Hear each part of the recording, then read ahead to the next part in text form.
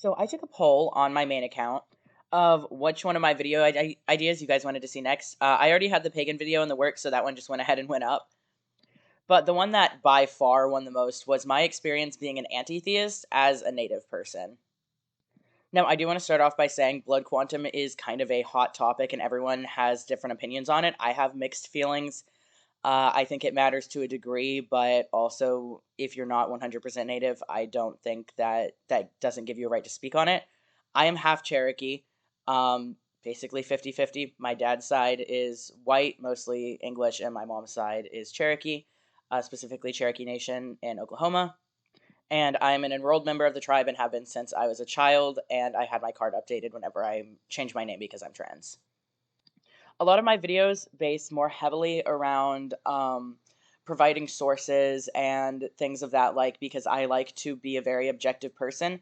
But this video, just by its nature, is going to be about me and how I perceive my general distaste for religion with being a part of a community that's generally very spiritual and how I got to that conclusion, how my family was raised religious or in regards to religion, and how I see other people in my community who are spiritual or religious.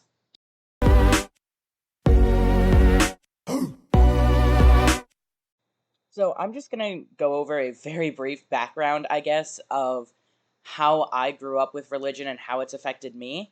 My dad, who is the white side, grew up evangelical Christian. He is a doctor, and once he went to medical school, he realized it was not true and is an atheist. My mom grew up. My grandparents on my mom's side are divorced, and my mom grew up with her mom, who was quite spiritual. However, she never really forced it upon my mom. It more just my mom is a veterinarian. What she has taken away from it, from what I can tell, is a big respect for animals and nature. She works at an animal hospital. She's the kind of person who rescues random animals that people think are gross. She won't step on bugs. You get the gist. And I very much got that from her.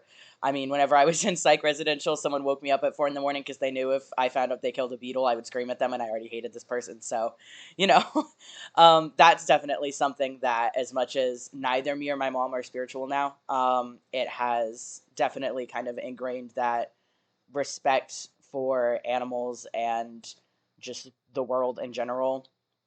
My mom is also an artist. She initially started going to college to become an art teacher and then ironically told me she hated working with children and that's why she didn't.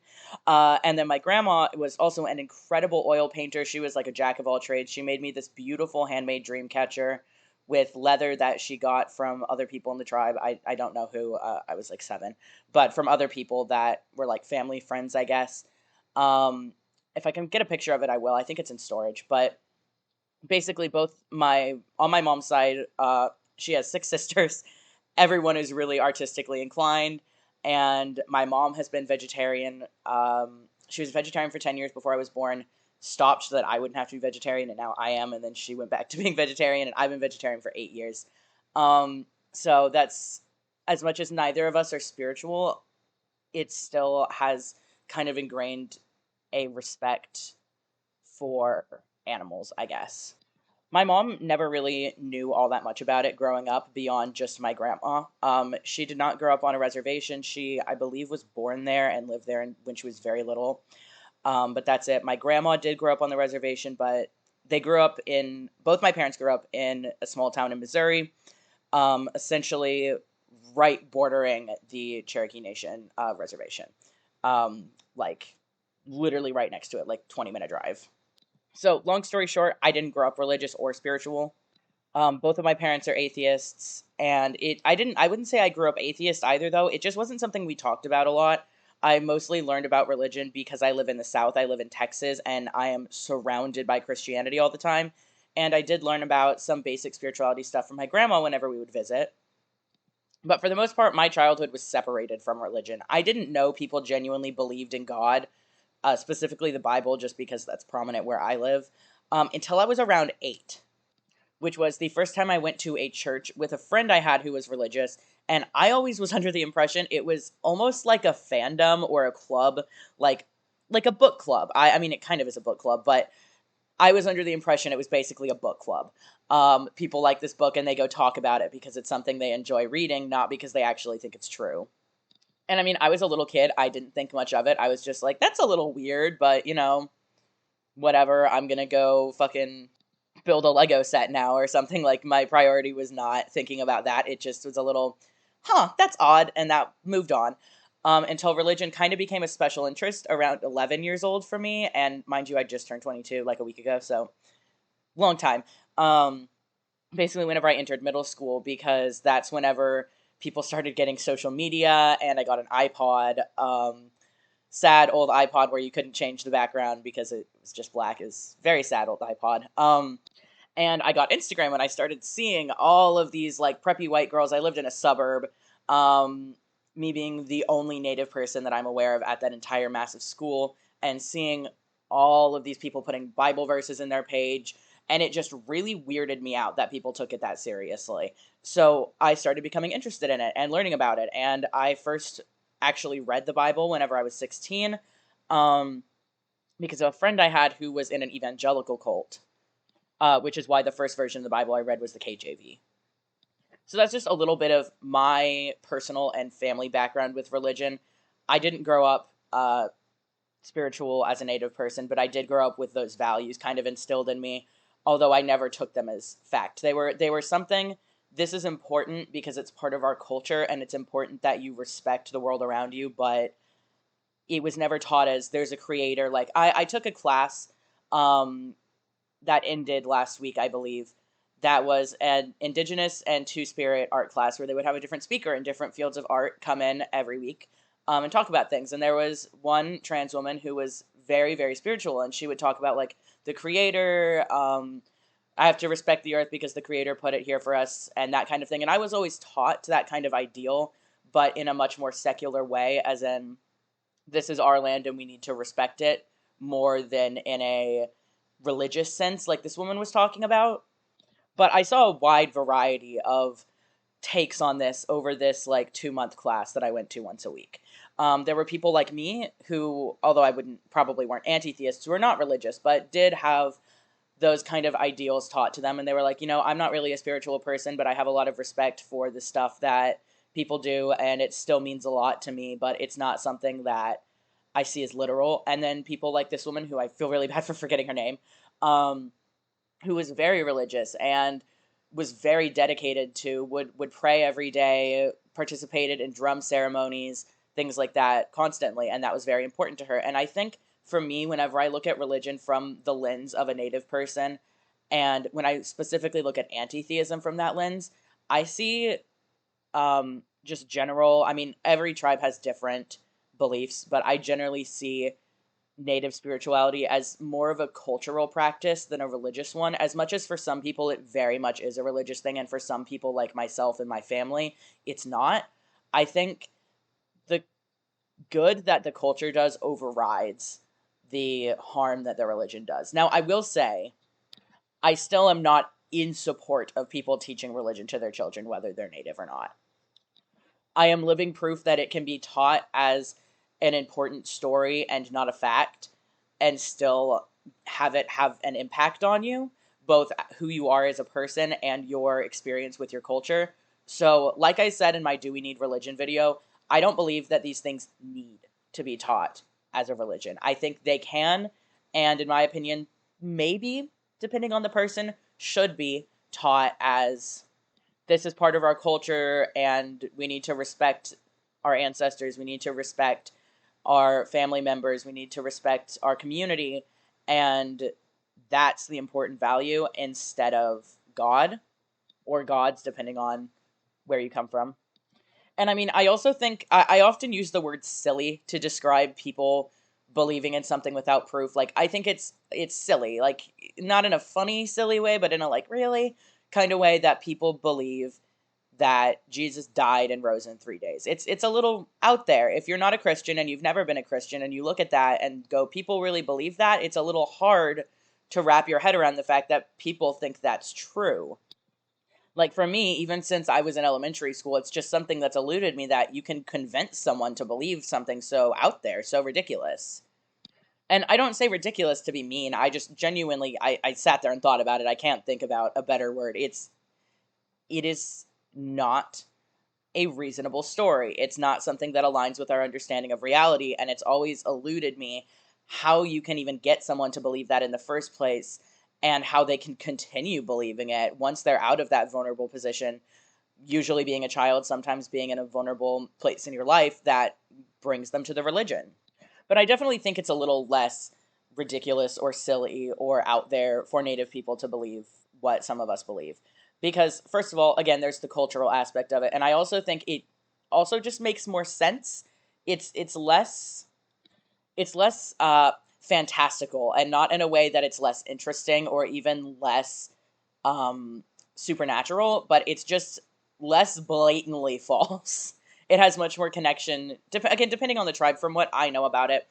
I didn't grow up religious, but the way my grandma treated spirituality, it was very much just respect for the person who put her here, respect for the life around her. I mean, she was a gardener.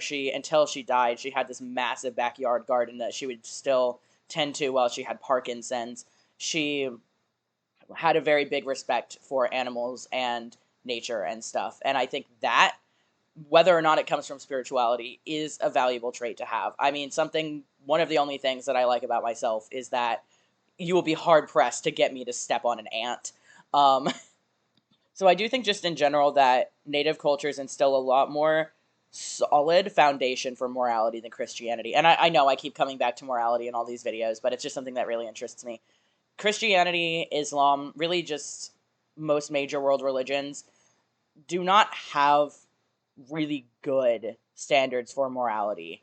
Um, like I'm sure there are flaws within some Native communities, spiritualities that I'm unaware of. So there very well could be things like that. And I mean, there was definitely like intertribal violence. There was definitely harms that we committed. We're not completely innocent, but I think overall, the ideals taught by Native communities, spiritual or not, are definitely much more valuable and much more nuanced than don't kill people under any circumstances, don't worship any other gods, etc., that are really just straightforward, no nuance, no actual explanation for why they matter. They're just, don't do this thing or you suck, and that's about it.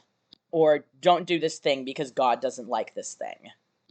Well, I will place a moral judgment on saying even Christians should not be indoctrinating their children. You should not be raising your children with organized religion. You should be teaching them this is what mom and or dad believe, and it's important to us, and we want to give you the right to make that choice. So we're going to leave religion out of your life until you have acquired the critical thinking skills to make that decision on your own. And I think it's very different with Native and other just ethnic religions, whether they're African or Jewish or whatever. I think just generally ethnic religions in general, I have a lot more of a gray area where I am not sure how I feel about placing a moral judgment on it like I would with Christianity or Islam. Because with Christianity, sure, there is culture. With Islam, sure, there is culture. With Buddhism, there is culture. There's culture in all religions. It's inseparable. But those cultures are not a part of they're not a part of your individual history, and they're not a part of how you are able to do things like practice holidays or things like that, or whatever. Like, you can celebrate Christmas and not be a Christian. I mean, I celebrate Christmas and no one in my family is Christian. Although my mom does hate it and she keeps insisting we celebrate Festivus. Um, so, in all honesty, I'm not sure if I apply my anti-theism to this area. I do think belief without proof is harmful, and I think that that's applicable to Native communities as well. But in general, whenever I look at religion, I see there are positives to religions, even the ones I think are overall negative, like Christianity. But they still do have their positives. I just don't think the positives outweigh the negatives. And I think the negatives aren't worth the positives because they're equally as achievable without the spirituality aspect. But at least with being Native, for me, it was equally as achievable. I am even potentially moving to the reservation, mostly for housing support, but still. And I've been able to make meaningful connections with other Native people, with them knowing I'm an atheist. I've been able to learn about culture that I wasn't exposed to as a kid and take meaning from it. I've been accepted by the people in my life who are Native, both family and otherwise, despite my anti-theism, because it's more about respect than it is about agreeing. Um, and but the thing is, for some people, that it's not as equally achievable secularly, I wouldn't argue. For me, it was easy.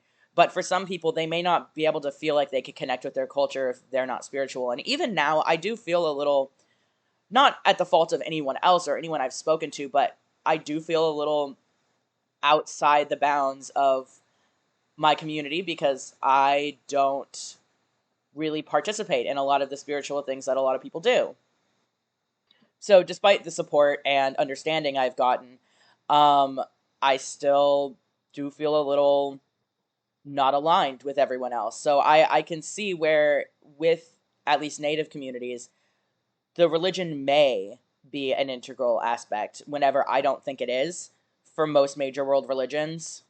So, I just really hesitate to put as hard of a line on it as I would with. Um, with Christianity, Islam, Buddhism, Jainism, whatever. Personally, I think when it comes to teaching it to people, I think doing what my parents and my grandma did is the way to go. I can't say doing it um, and teaching spirituality as a fact is the wrong way, per se, because I didn't grow up that way, so I can't say. But I can say it worked fine for me, and that may not mean it works for everyone, but I think it's an option that should be considered because, especially because, at least in my experience, my community has been okay with me not being spiritual, and I'm still allowed to participate in powwows and stuff. And, like, yeah, I'm not gonna like fan the drum or anything, but I'm allowed to be there. I'm allowed to participate, and I'm allowed to find meaning in it in my own way. Maybe there's certain things that I shouldn't be doing because they don't hold the spiritual significance to me, and that's okay with me. And that's not okay for some people. Some people do want to do those things, and those things are really important to some people. And I mean, I know the woman that I was talking about earlier, she was telling the story of the first time she was invited to fan the drum at a powwow, and how it just like absolutely shook her to the core, and it was an like amazing experience for her that was just like so, she felt so connected to the earth and to everyone around her, and it was just like a really transformative experience for her.